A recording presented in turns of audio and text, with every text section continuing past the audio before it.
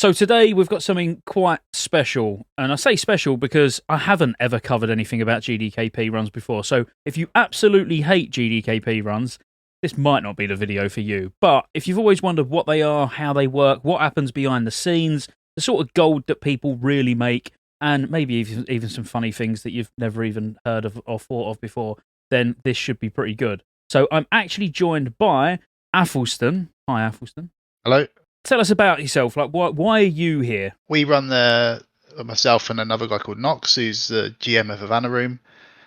We run a Gdkp server on Mirage Raceway, so we basically host all the raids in general across the server. There's some Horde side, but I think we were the first really that established, and we've been pretty much running them since Molten Core. Yeah, and you've got a lot of runs. Obviously, I'm part of your server. I looked at the Black Temple sign up earlier, and there was about 4 different runs in one day. Yeah, I think generally on a weekly schedule, we probably run somewhere in between 10 to 15 runs, and we pretty much cover all the content, including 40-man Nax as well from Black in Classic.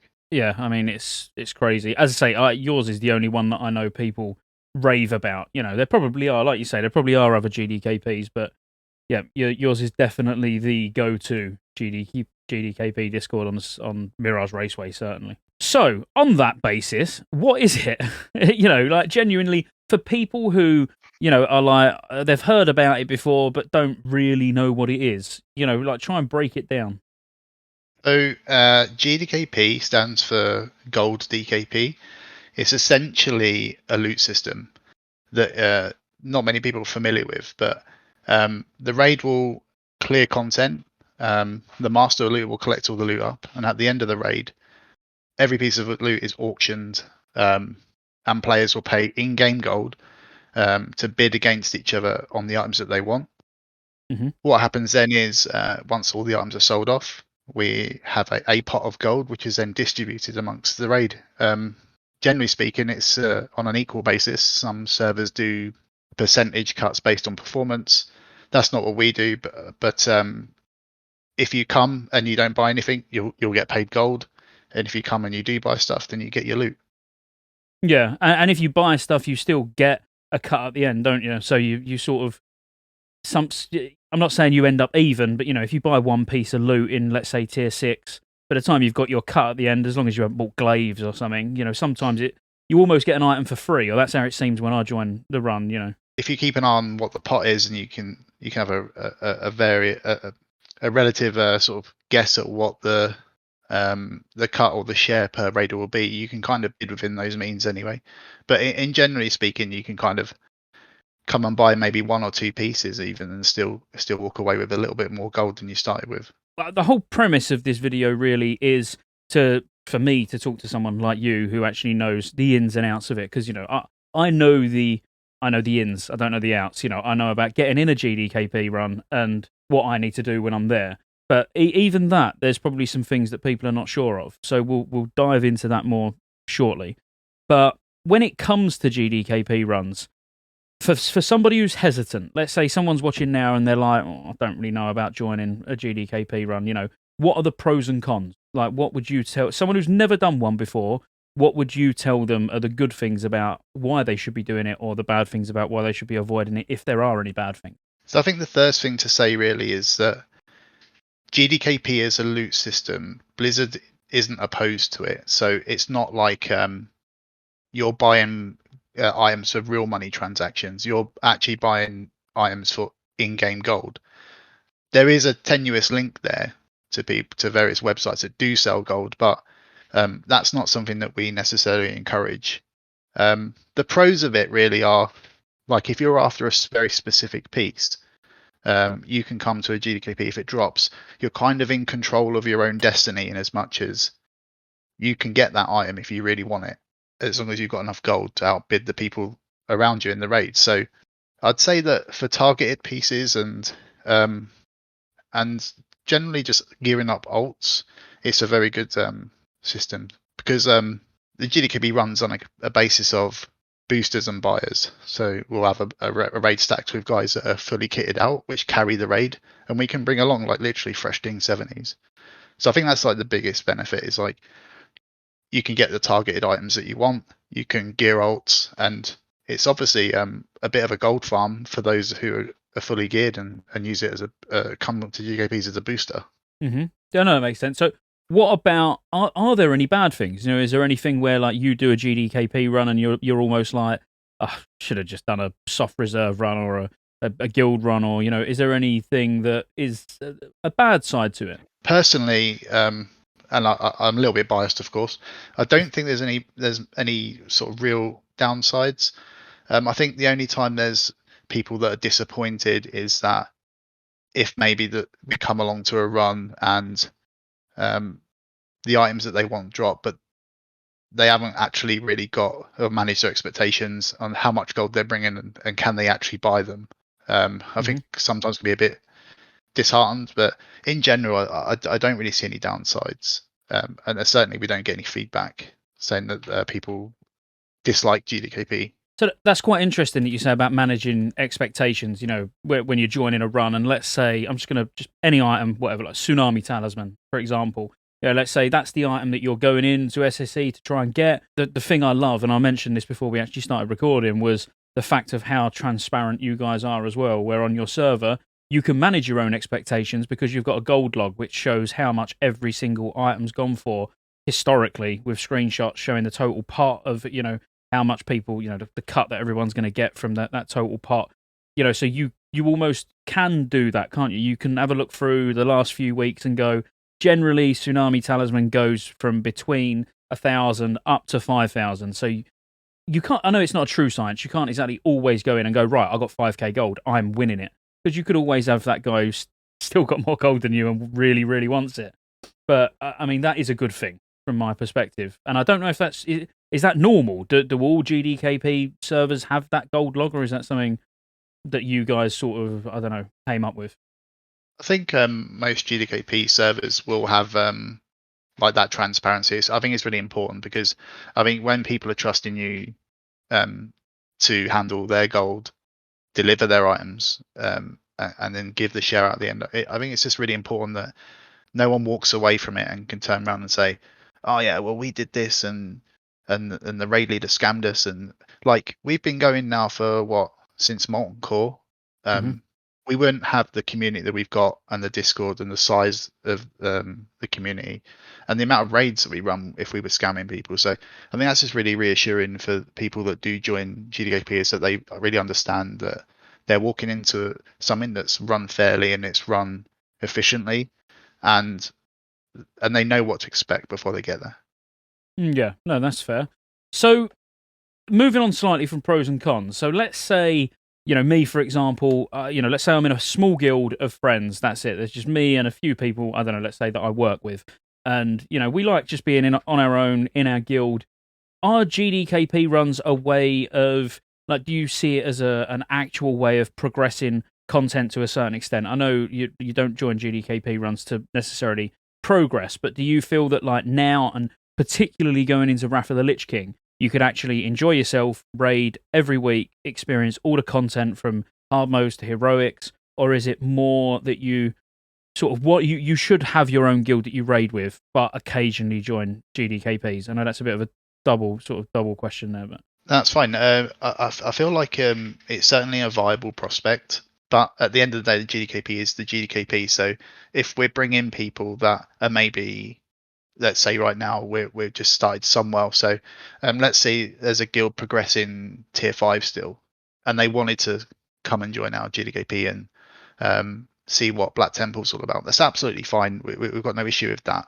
But the GDKP obviously is still the GDKP, and we expect people to either come as buyers and buy on stuff that is obvious upgrades, or come as boosters. And if they're using it as a way of seeing the content, then they're most likely going to be buyers, and therefore we've got absolutely no issues in carrying people through the raid encounters. And we usually take extra care to explain to people that are new, haven't done the raid before, but we do expect a basic understanding that they've read read up on the raid tactics and what they need to do on the bosses.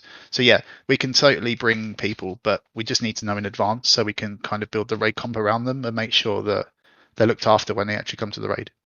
Okay, yeah. So, because that is actually another question I was going to have for you, which probably this will lead nicely onto. So, if these people who just play with their friends, but they still want to experience the content, and a GDKP run seems like the good way for them to go and do that. Is there should they have any fear of getting kicked from the group due to skill levels? We're not talking people who do have massive understandings of raid encounters. They might do a little bit of reading, but because they've read what they've got to do, then actually putting it into practice and doing it is a completely different story. Is there circumstances where just due to them failing, they would get removed from the group, or would you, as long as they're spending gold, we're talking they are buying everything, but they're just not very good. Would you hard carry them through to the point where you was like, look, you just die at the start of the fight and we'll carry on? Or do you actually expect that level of competence still at the same time? I think there just needs to be a base level of understanding of the raid. So if they're going to come to Black Temple, they need to at least look ahead at the bosses. But I think in general, we've been doing this for a long time now, and I think I can probably count on one hand the amount of times I've physically removed someone from the raid because they are just griefing so hard. There was one fairly recent. We had a Ret Paladin in Mount Hajal, and he was. We did Black Temple first, and we fully cleared. But like every boss, he was just doing some proper clowny stuff. And was his name Teriak by any chance? no, it wasn't. Oh, but okay. I'm not going to name the guy because I don't think that's fair. But yeah, like I think we were discussing between ourselves as the leaders, like from Supremus onwards, like what is this guy doing? Like, and he wasn't really buying a lot of stuff or bidding, and he actually was more of a hindrance to the raid. So yeah, I mean, technically, typically, I should say, we don't actually remove people from the raid. More often than not, if someone's making a lot of mistakes or jeopardizing the fun of the raid or anyone else, or just in general just doing a lot of clowny stuff, we'll just have a chat with them in whisper and try and set them straight. If that doesn't work, then we apply some form of penalty to their share. So we might say, right, you just wiped the raid on Terran Ghosts because you literally just didn't do anything with the ghosts and allowed them to kill everyone. We're going to reduce your share by 50%. Even just the threat of it normally knocks people back into line and they start focusing a bit more. But it's a rare occurrence where we have to reduce shares, and an even rarer occurrence where we remove people. We're a speedrunning PvE guild in Havana Rim, and we have high expectations of our own raiders. I think we have to temper that when we come into Gdkp and realize that we're actually taking raiders from a cross section of the whole WoW society. So we're going to get those guys that are just absolute pumpers, and we're going to get those guys that really don't know how to play the class properly. But we kind of have to just manage our own expectations in that respect. Yeah, I mean that's quite an interesting point. To think that in the evenings you guys are speed running as one of, if not the best guild on the server, and then on your ults and everything you're doing GDKP runs with, and I don't mean this to sound derogatory to anybody, but potentially with morons, where then you're like, it's a complete shift in atmosphere and dynamic. And have you had any? So just a real side sort of, you said about that Paladin. Has there ever been a GDKP group of yours that's disbanded? Has it ever just got to a point where you've been like, this is just, the people in this group are not good enough, we cannot do it? There's one that really springs to mind. I was back in AQ40. I think we had just the worst raid. Like, I don't know what was going on, but even the players that normally you can rely on were just messing up. And I think we got to Twin Emperors and we were like, okay, guys, this isn't working. And we just called the raid.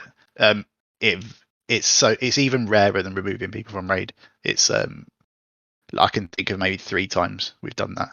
But it's always on the cards, and like other GDKP servers and other GDKP runs on other servers, like especially the big PvP servers, they'll push through and they'll just literally rack everyone. But I think on Mirage we've tried to create a GKP where it's based around fun, and we've always had like the ethos that we want to have fun raids and successful raids over gold pots, and I think that works well for us, and it works well for the type of player that you have on a PvE server. Mm-hmm. So yeah, we don't like to call the raids off, but it has happened. Moving on from that, yeah, because that is interesting, because there can't be anything more annoying than in any pug. Not necessarily a GDKP run. You'd like to think that GDKP runs in general, not just yours. I know yours are very organised, but you like to think that most of them are organised to a level where you are at least going to get through the content. 95% of the time.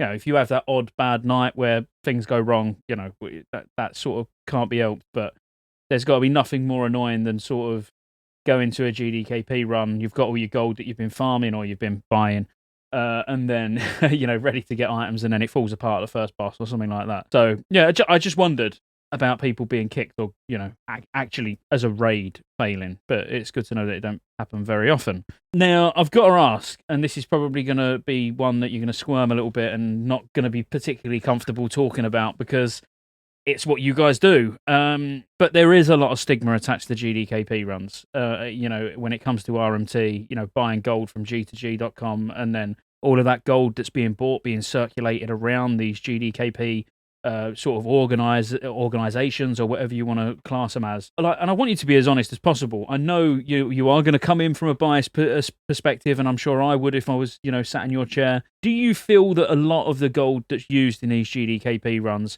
is genuinely farmed or more often than not bought, especially when we're talking like DSTs, glaives, the big ticket items? Yeah, it's a really interesting topic, and it's one that's very polarizing. And I think that the people that love GDKP and the people that really dislike GDKP, generally speaking, it's down to these reasons, or this reason, and that's the RNT sort of link into GDKP. Now, I'm not sort of naive enough to think that none of that gold that's bought from websites like G2G or whatever that comes into our raid. Like inevitably, it probably does, and I think we're well aware that that there are players that, especially the ones that we consider to be oilers, will come in and drop really big amounts of gold at the start of phases on items, and just to get their bis early. Like sometimes I think some of the gold that's put up is you could say is probably questionable with regards to the amount that they spend over the course of the week or over a couple of raids compared to what they could probably farm in game. So yeah, I think we realise that some of that gold does actually come into GDKP, but equally I know there's a lot of people that do farm their gold legitimately. Like there's one guy that comes to the raid, he sends me dark runes, and he sends me like 40, 50 at a time. So I know that he's in Stratholme or in Scholomance, like farming those. So yeah, I think it's definitely something that is apparent, but we don't encourage it. And I think the main point is if we actually know and have proof that people do buy money through G2G, we actually remove them from the server. So we don't encourage it, but like I say, we're not stupid enough to think that some of that gold that is bought doesn't make its way into GDKP. Does it have any sort of knock-on effect to use in a negative way? Like, have you ever had any of the pot taken away by Blizzard because it was gold that was purchased by people, or has that never happened? So I've done it like since Molten Core, and I've never had any gold removed. I have been banned for 2 days for handling large amounts of gold, but I messaged Blizzard and explained I run a GDKP, and I was unbanned quite quickly.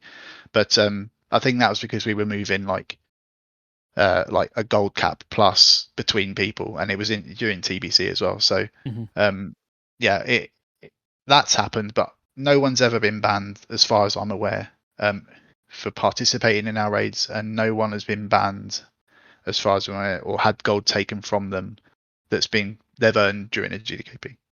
Okay, yeah. Apologies if it seemed a bit of a stupid question. It's just like I don't know how far down the chain, but Blizzard enforced. You know what I mean? So if someone buys gold and then 2 days later they spend it in your run, and then that a few hours later some of that gold is then given to a guy as he's cut. I don't know whether it just stops at the guy that bought it, or do they sort of, remove it from the economy altogether. But I wouldn't have thought they remove it from the economy altogether because If the I economy wouldn't be how it is today. if I had to guess, I would say that the buck probably stops with the person that's bought it or traded it from the farmer, because like no one's ever come back to me and said, "Oh, you gave me my cut," and then the next day it was taken off me. No one's ever come back to me and said that. It's not to say it hasn't happened, but like I'd be very surprised if it did. Yeah, and so yeah, like you say, surely someone would have come back to you and said, I mean, I would. I'd straight away go, just an FYI, not complaining about it, just be like, FYI, my cut got taken away from Blizzard last night. Just in case anybody else was to say the same thing to you, at least you know. Yeah. I'd like to know a little bit more about behind the scenes, so the guys who are watching or girls that are watching know sort of the work that goes in, the choices that you have to make, and all of that. But have you got any sort of, I don't know, just fun facts? Really expensive items, just anything a bit out of the ordinary that no one would expect sort of goes on. There's a few things, I guess. So like we've had people trying to bid up other players, which is always quite funny because you've always got that guy that's never happy with the price that someone else is paying for an item. So I think in Blackwing Lair we had quite a funny situation where I think the bow drops from, or the crossbow drops from Cremagus. Mm-hmm. We was auctioning that off, and it was basically about to go for min bid, which was like really early in Blackwing Lair phase as well, and everyone was a bit like, oh my god, it's not going to go for like 500 gold. So this mage was bidding it up, and then finally the hunter was like bidding back, and it went back and forth, and eventually like the mage ended up winning it. And he won it for quite a substantial amount of gold because he was trying to bid up the hunter. I think it was about 4k or something. Normally, when someone bids someone up and they accidentally win the item, they have to pay for it, right? Because that's just how we run the rules that we have. So the mage comes and gives me the gold. We give him the crossbow, and then he just walks over to the hunter and just D's it straight in front of his face. That was quite amusing. The whole raid thought that was quite funny. I don't reckon the hunter did. No, he was raging. I can't imagine the hunter found that funny whatsoever.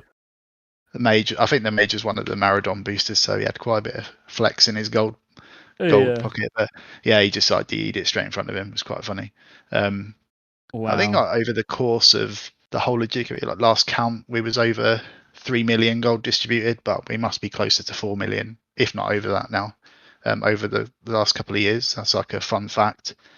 Crazy amount. Yeah, I mean, it all adds up. And then big items, we had, I think in Classic, I think the biggest items was DFT and Gressel. I think those two were the big standout ones. I think we've had like 20k plus DFTs, which in Classic 20k was quite a lot of gold. And I think Gressel's probably around the same sort of price as well. People still paying like really large amounts of gold, even just before releasing to TBC, just to have it. Yeah, I'm sure I saw one go for about like 180k or something stupid. Wasn't there a screenshot of someone buying it for like, it might have been the first one that dropped or something, but I saw someone trading a lot of gold for one. That was early on in Nax from another server, but yeah, I think one of them did sell for like 180 something. 180 something. Mental. Absolutely mental. How much? What about glaives? How do those glaives work? And then sort of looking forward to like Thorodal for hunters. How does the legendary items work? Are they just bidding or? So what we've done with Atiesh in the past, and also Warglaives in TBC, is we've held closed bidding for those people that want to. So you submit a private bid, and then we basically announce who wins that, and then it's posted onto the Discord. I think we had planned to run 2 Black Temple Mountain Hydra raids per week at the very start of the phase, which we did from the second week, I believe. So we had 2 reserve glaive bids, but since then, since Summer was released, we've actually reduced. Well, we removed the reserve now as we approach the end of the expansion, and we just put a min bid on glaives now, and we're actually running like between 3 and 5 Black Temple Mountain Hydras a week. With regards to Sunwell and the bow, I'm not sure how we're going to handle that one yet. let's worry about clearing Sunwell Plateau. But yeah, we got to get progress first. So go on, the server. shock me. So how much was the reserve for glaives, and what are they now? You said they've been reduced, like the min bid. Yeah. So what are we talking? So 150k to 2 guys. So that was the first reserve, and both guys got 1 glaive each. So they've paid 75 each per glaive. And now we've removed the reserve. We've had 2 ashes drop on GDKPs on the server alliance side, but only one of them in our GDKP. So that went for 50k. That's not too bad. See, that really is strange to me. You know, I would have thought ashes would have went for more, if I'm honest. You know, because ashes you are going to use forever. You know, I know. Yeah, you could say, well, the achievement. You know, if you wield Warglaze of Azanoth, you're going to get the feat of strength. But I don't know. There's going to come a time where all it is just transmog purposes, where at least the mount is useful. I know loads of people are going to hate me for saying that, but I just would have thought it was a lot more. It would have been more valuable, something that rare. Yeah, that's my take on it as well. Like I value the mount because it's like it's going to be there for forever until you move all the way through the rest of the expansions. So glaives are not going to be there forever, or useful at least. Yeah, absolutely. I agree. Yeah. All right. So then the last one, because like I said, didn't want this. The whole purpose of this for anyone who's watching was not to be a full length podcast or anything like that. You know, a nice, short but hopefully useful dive into the whole GDKP system. So tell us a bit about the behind the scenes stuff. You know, the people that like me who just signs up on your Discord and goes in and joins the group. And you know, as far as I'm concerned, if I bid, I win. If I don't, I lose. I get my cut at the end. It's done. Like, what do you have to go through? Like, and try and think around sort of, you know, time consuming.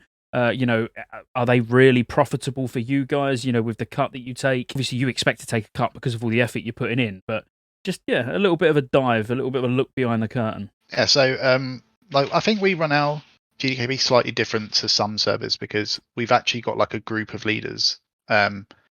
Whereas I think some GDKPs are just like run by a guild or a select few people. So the way we run ours is we take a 10% organizer cut from whatever the pot is.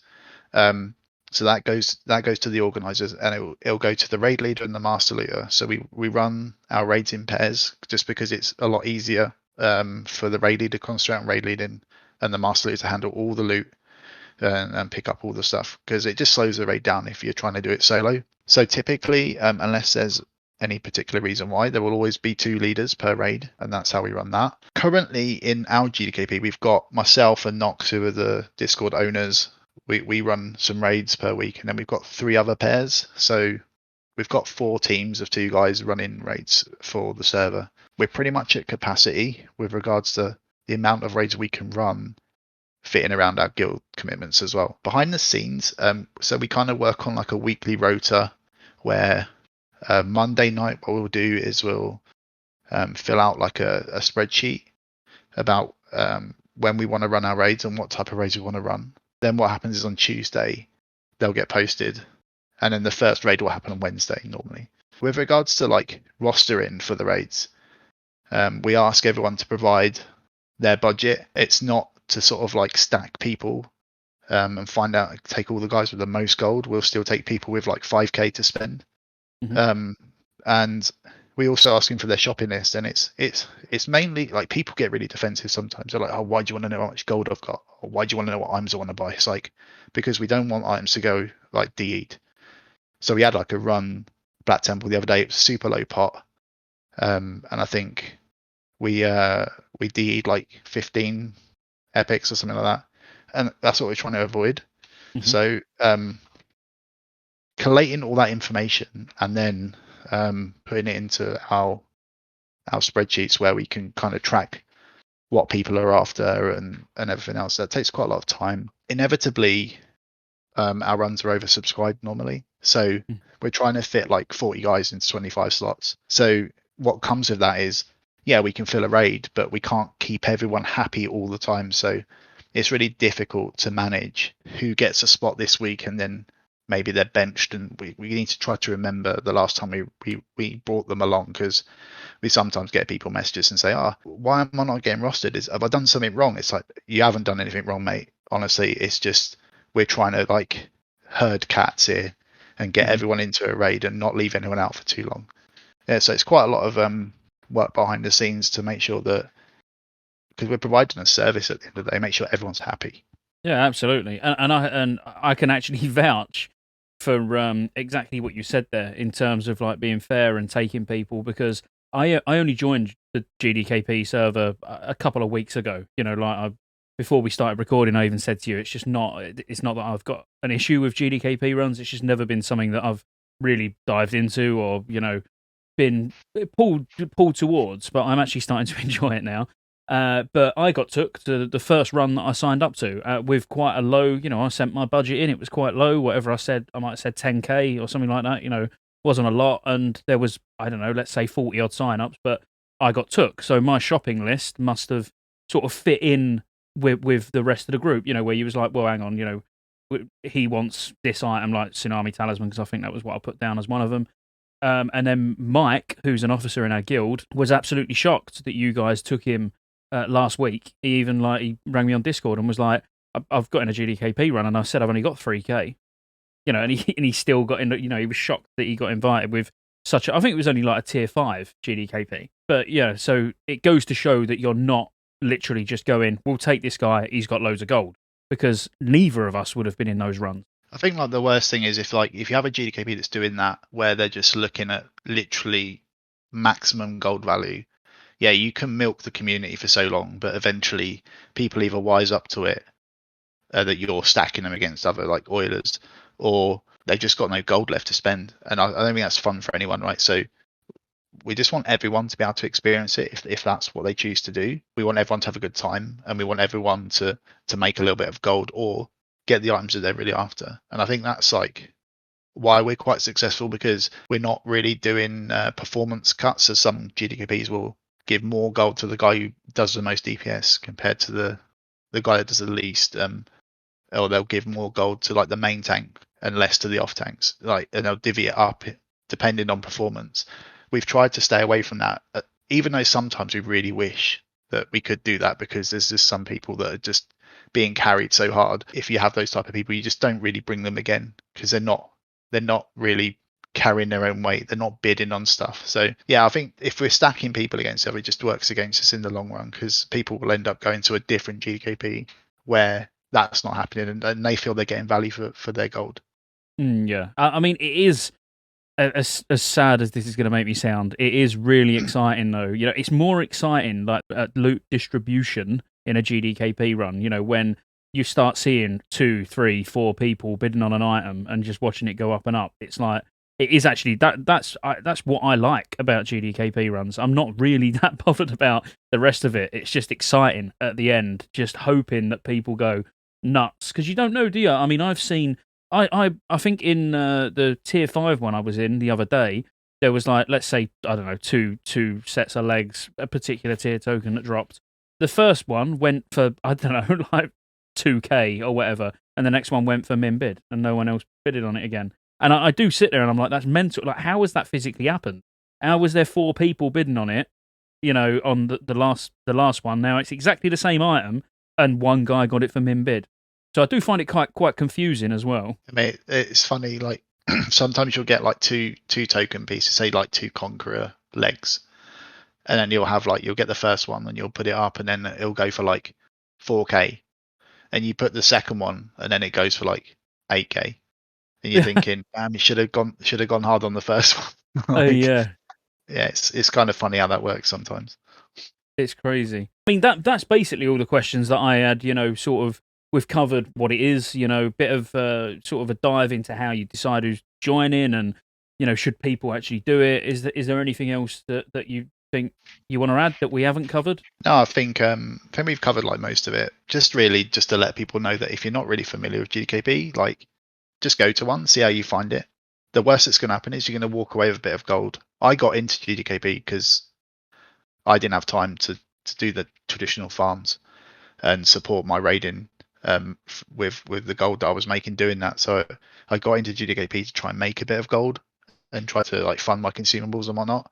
And it kind of went from there. So it can be a gold farm, especially for people who are geared and maybe you're benched from guild for a week to come along and just help boost the raid. And you never know, you might get that one item you're still looking for. Well, look, I'll if you're okay with it anyway, I'll put a link to the Gdkp Discord in the YouTube video, because obviously if there's anyone on Mirage that's not part of it, which there's probably not that many people that aren't, to be honest, but if it is somebody who's watching, they can join the server and potentially sign up to a raid. Yeah, absolutely, would appreciate that.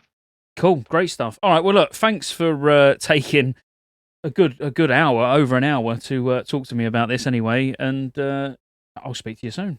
Yeah, thanks very much, Scotty. Cheers, mate. Take care. To that.